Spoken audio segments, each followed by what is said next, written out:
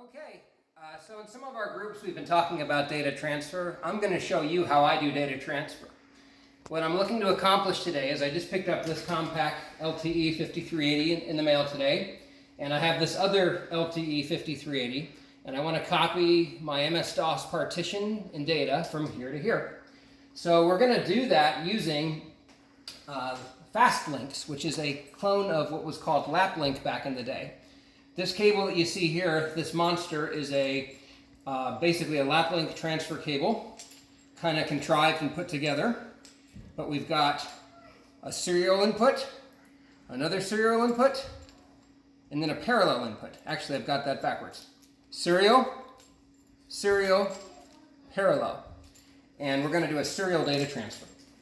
But first, before I do the transfer, I need to get the transfer software loaded on these machines. Neither one of these machines are on the network right now. This machine is, and my modern machine is. On my modern machine, I've got a program called FastLinks, as I mentioned, for transferring files. I need to get that onto a floppy disk so that I can then transfer between these two machines. But you'll notice that this machine here doesn't have a floppy drive in it right now. Now, I could go into the room next door and get one, but what fun is that? So, what we're going to do is actually use the LapLink or FastLinks program to transfer the program itself from here to here. But step one is we need to get the program onto a floppy disk. So, on my modern PC here, we have the FastLinks program. I'm going to take that and copy that to my Raspberry Pi.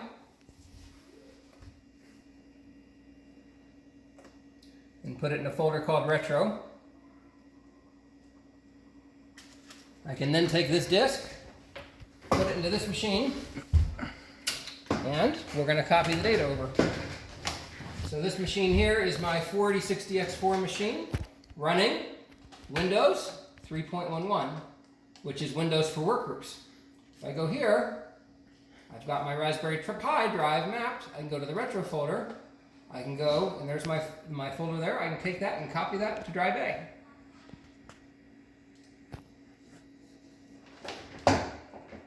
It's copied. This light has lit up. And we can watch it copy.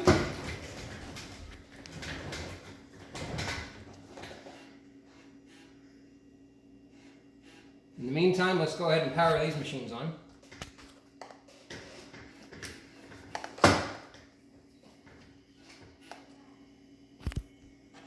Okay, copy is complete.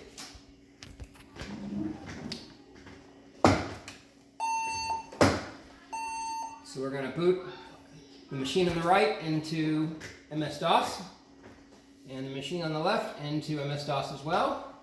I don't have my network card installed, otherwise I could have just copied the files here, but once again, this isn't about doing things the easy way. Now, I can load that into this machine, go to the FX directory and load FastLinks.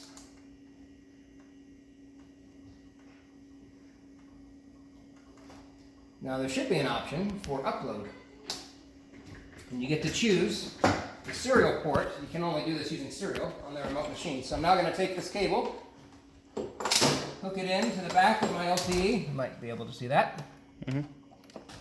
And then we're going to take this and hook it in to the back of the other LTE. Apologies for not untangling the cable. So I can hook in down here. And I think that's COM1. So now what we can do is I'm going to exit to DOS on this machine. We're going to say remote port of COM1, and now we just go like this. Mode COM1, just like it says, 2400 N8, if I can type, 8, 1, P. Uh-oh. Oh, not I, sorry. I should know this. That's a parity bit. 1, not the letter I. Now we can type CCTY COM1. And you can see it's now loading the program.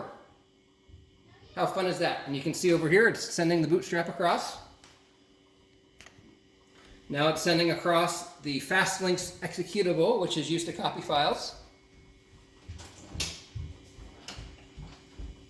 24% done. Serial is slow. Is Mommy done? Sure. So you can see that just takes a minute. The baud rate's 38,400, which for those of you who remember modems back in the day is going to be not too terribly slow. I mean, I guess we had 57 6K modems. You can see that it's almost 100% transferred. And it's going to send the help file across like we need it. But hey, why not? It doesn't hurt, right? And then from there, 100%, oh, it's going to send the guide as well. I think that's the last file it sends. I'm not even sure what that file is. I've never read the instructions on this program.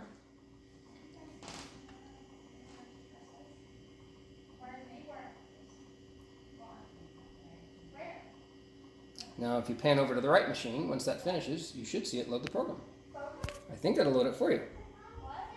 Oh, maybe not. So now we can just type FX and it'll load for us. There we go. So now we can go into split screen mode. And you can see we have our floppy drive on the right. We're on drive A, and on the left, we're on drive C. So we can change that.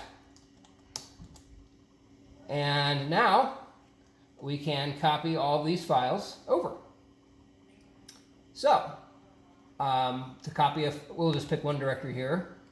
Let's grab Card Wizard. If I come over here and hit F3 on that, it'll start to transfer. Now you can see that it's transferring over, and that'll take a while. But another thing you'll notice is now that we're transferring at 11.5.200 plus, so basically we're able to transfer at a much faster rate. So there you go. That'll transfer here in just a minute. You can see the source and the destination sending, and that'll be done. And we can take that process and repeat it for all the directories on disk. So how about one nice pan out of everything going on? We've got our flying toasters in the back. We've got our modern PC on the left. We've got a couple of old PCs on the far left, and then we've got our two compacts that are transferring data. And I think it's actually almost complete, but I think you kind of get the idea. I'm going to proceed to do that to all the files on the disk. All right, everybody. Thanks for watching.